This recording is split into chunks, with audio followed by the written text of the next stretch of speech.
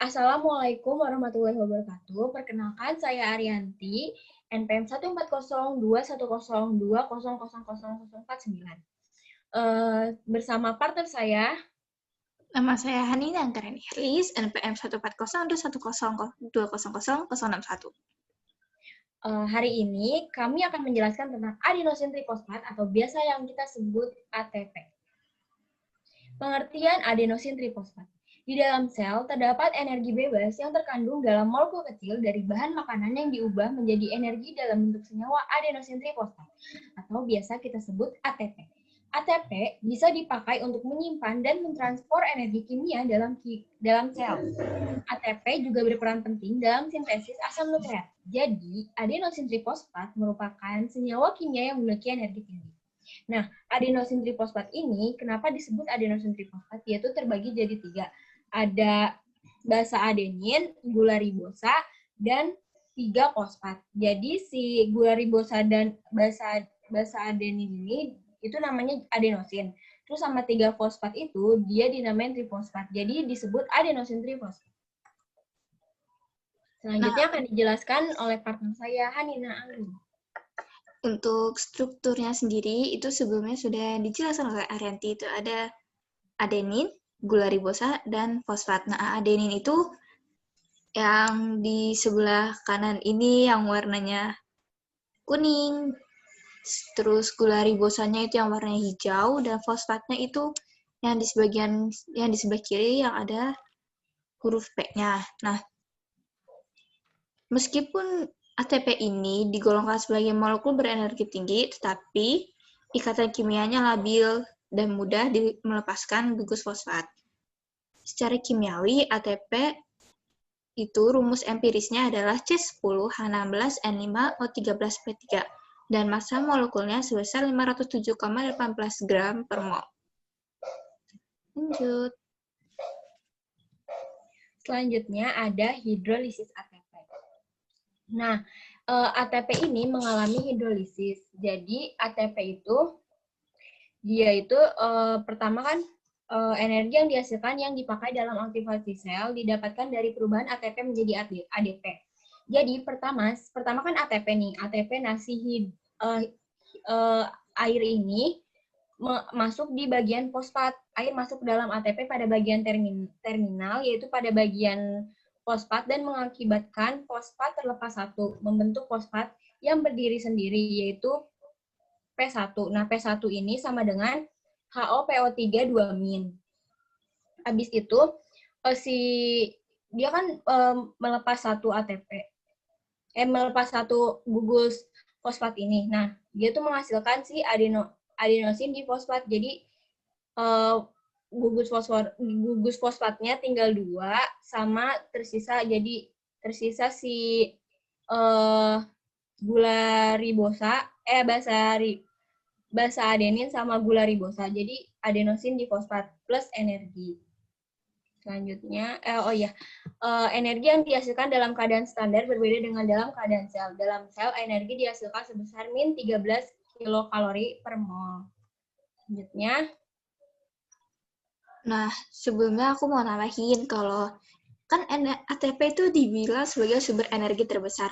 Nah, sumber energinya itu bukan dari ATP-nya, tapi ketika proses perubahan ATP menjadi ADP itu sumber energi utamanya. Jadi ini tuh sebenarnya reaksi tersebut itu merupakan reaksi bolak-balik. Jadi semakin banyak ATP yang dipakai, maka semakin banyak juga ADP yang diproduksi. Akan tetapi regenerasi ATP ini merupakan reaksi yang tidak spontan. Di sini terlihat kalau energi bebasnya itu sekitar positif 7,3 kilokalori per mol atau 30,5 kilojoule per mol. Nah, karena reaksi ini itu bukan reaksi yang spontan, jadi dibutuhkan suatu energi supaya ADP bisa berubah menjadi ATP. Nah, energinya itu didapatkan dari proses katabolisme yang ada. Ada transformasi ATP di klorofil. Nah, ATP ini bisa mengalami transformasi. Nah, yang pertama saya akan menjelaskan tentang transformasi yang ada di klorofil. Tepatnya itu ada di bagian daun. Nah, melibatkan ada cahaya matahari, ada H2O, ada CO2, ada dia itu mengalaminya di bagian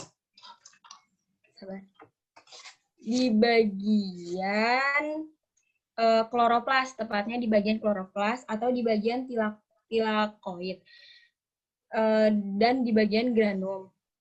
Terus sama transformasi ATP di klorofil ini melibatkan ada cahaya matahari, ada H2O, ada CO2, dan fotosistem.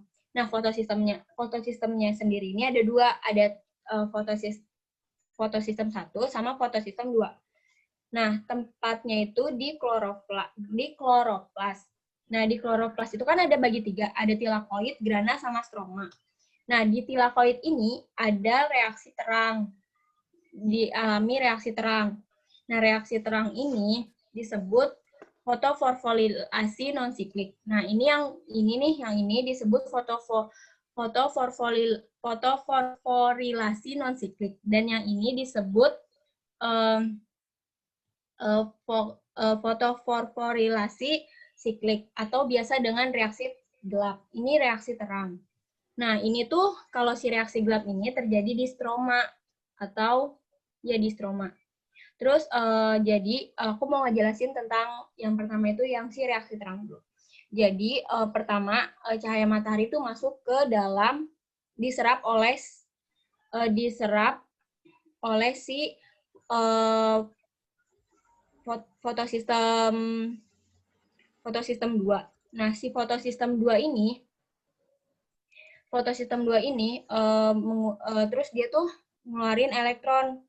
Terus dia ditangkap sama si akseptor elektron. Nah, si akseptor elektron ini, terus si fotosistem 2 ini, dia tuh mengalami kekurangan elektron kan. Untuk mengisi kekurangan ini, maka si fotosistem 2 ini akan memecah molekul air. Jadi di sini tuh terjadi hidrolisis. Kenapa terjadi hidrolisis? Jadi si fotosistem yang kekurangan elektron ini dia tuh memecah molekul air di sini. Jadi si molekul air ini jadi 2H sama setengah O2 sama 2 elektron tadi untuk mengisi setiap kekosongan di fotosistem 2 yang tadi. Terus setengah O2 ini dilepaskan sebagai hasil samping dari fotosistem, digunakan untuk respirasi ini si sel ini. Terus sama si 2H ini jadi dia tuh buat si NADP sama NADPH. Nah, setelah itu yang tadi elektron dilepas sama si dan ditangkap oleh si akseptor elektron ini, terus dia tuh lewat sama si akseptor. Nah, akseptor yang terlibat ini ada PEKI, plastoquinon, sama KS, kompleks sitokrom, dan PC. PC itu si plastocyanin. Nah, ini disebut rantai transport elektron. Nah, baru dia sampai di fotosistem yang kedua. Fotosistem yang pertama. Nah, si fotosistem yang pertama ini balik lagi, kayak dia menangkap cahaya matahari, terus dia tuh setelah menerima foton dari cahaya, dia kan menerima foton dari cahaya matahari. Terus juga melepaskan elektron, ditangkap sama si yang kayak tadi tuh, sama si akseptor primer. Nah, selanjutnya dipindahkan ke akseptor primer yang terlibat, ada si FD. FD itu ferredoksin dan diterima oleh NADP dengan bantuan enzim NADP. Reduksi selanjutnya menghasilkan NADPH yang berenergi tinggi. Nah, selanjutnya saya akan menjelaskan si ini reaksi gelap atau siklus Kelvin. Nah, kenapa disebut siklus? Nah, jadi tuh dia gini ceritanya. Jadi dia tuh menangkap foton dari cahaya matahari. Nah, yang terlibat itu di sini cuma fotosistem 1 yang menerima 700 nm. Nah, dia tuh menerima cahaya dari cahaya matahari. Terus dia tuh dilepas elektronnya, terus ditangkap sama si akseptor primer. Nah, yang di sini itu dia tuh melibatkan akseptor primernya itu melibatkan ada si ferredoxin, kompleks sitokrom, dan plastokion,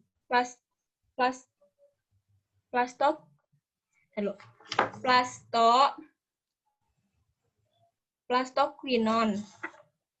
Nah, habis itu dia kembali lagi ke si fotosistem 1. Nah, bedanya ini di dalam si reaksi gelap ini dia tuh nggak terjadi fotolisis air. Nah, makanya dia disebut siklus. Jadi dia tuh balik lagi ke si fotosistem 1 setelah lewat ke si akseptor primer. Lanjut.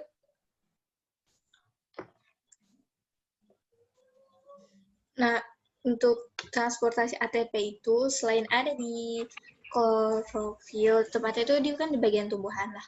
Di dalam manusia sendiri itu juga ada transformasi ATP, tepatnya dia ada di dalam sel. Jadi energi yang ada di ATP itu akan keluar oleh sel ketika kita melakukan berbagai aktivitas. Jadi, jika sel melakukan kegiatan, maka terjadi adanya energi kimiawi dari ikatan fosfat yang terlepas dari ADP yang telah dijelaskan sebelumnya. Nah, energi-energi itu dipakai untuk melakukan kerja seperti kerja kontraksi otot, energi listrik untuk meneruskan impuls saraf, energi sintesis untuk membangun senyawa pertumbuhan, serta sisanya akan mengalir ke sekeliling sel dan hilang sebagai energi panas.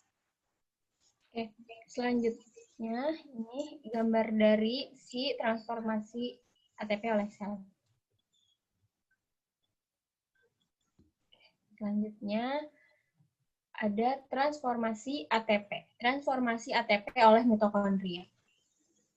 Energi kimia yang tersimpan dalam karbohidrat dan senyawa organik lainnya akan dipecah melalui proses respirasi di dalam sel organisme. Dari proses respirasi ini akan dibebaskan sejumlah energi yang selanjutnya akan digunakan untuk membentuk senyawa dengan ikatan fosfat yang mengandung energi tinggi yang disebut adenosin trifosfat ATP.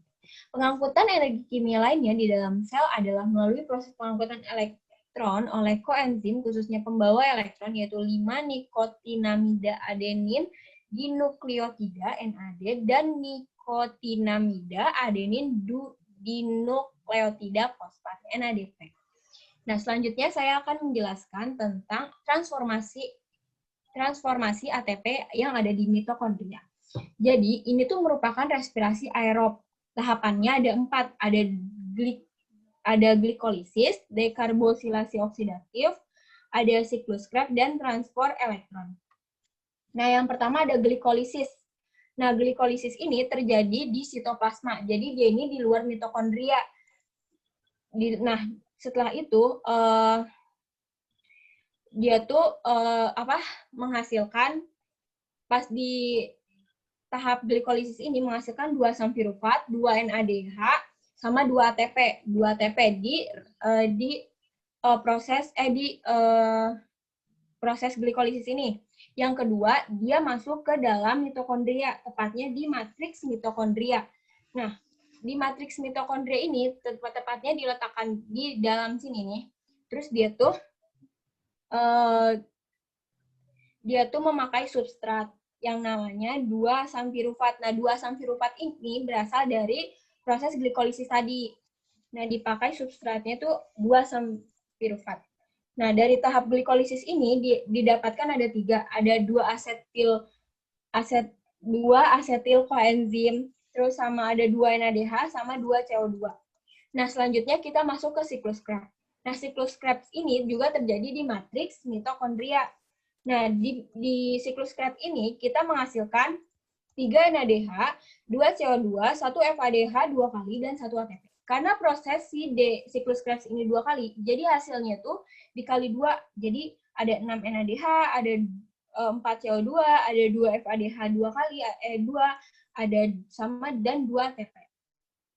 Selanjutnya, kita masuk ke si transport elektron. Nah, transport elektron ini terjadi di membran dalam mitokondria. Jadi di dalamnya mitokondria kan. Terus sama dia tuh memakai substratnya NADH dan FADH yang didapatkan dari si siklus Krebs tadi. Terus sama di sini dia tuh paling banyak dapat ATP. Jadi ada 34 ATP sama H2O. Jadi di proses ini kita tuh dapat ATP dari si glikolisis ada 2 ATP, sama di dekarbosilasi oksidatif tuh kita nggak dapat ATP, sama di siklus Krebs itu ada 2 ATP. Sama di transfer elektron ada 34 ATP. Totalnya ada 38 ATP. Tetapi tadi kan kita si glikolisis ini terjadi di luar mitokondria, tepatnya di sitoplasma. Jadi untuk mengangkut ke sitoplasma ke dalam mitokondria itu dia tuh transfer aktif, jadi dia tuh memerlukan energi. Jadi si hasilnya ini dikurang 2 karena membutuhkan energi untuk masuk ke si mitokondria. Jadi totalnya ada 34 ATP. Selanjutnya ada, jadi ini itu adalah penggunaan ATP di mana aja. Jadi kan tadi pertama itu oksidasi, dia menghasilkan energi. Nah, energinya itu kan berupa ATP.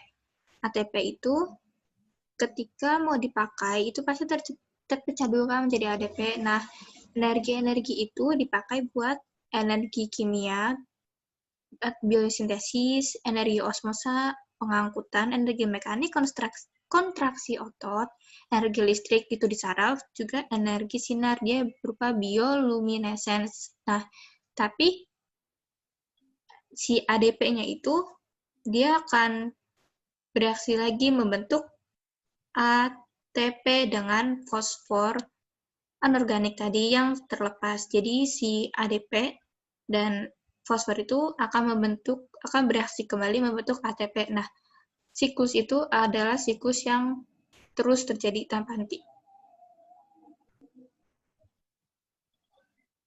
sekian dari. Terima kasih. Terima kasih. Wassalamualaikum warahmatullahi wabarakatuh.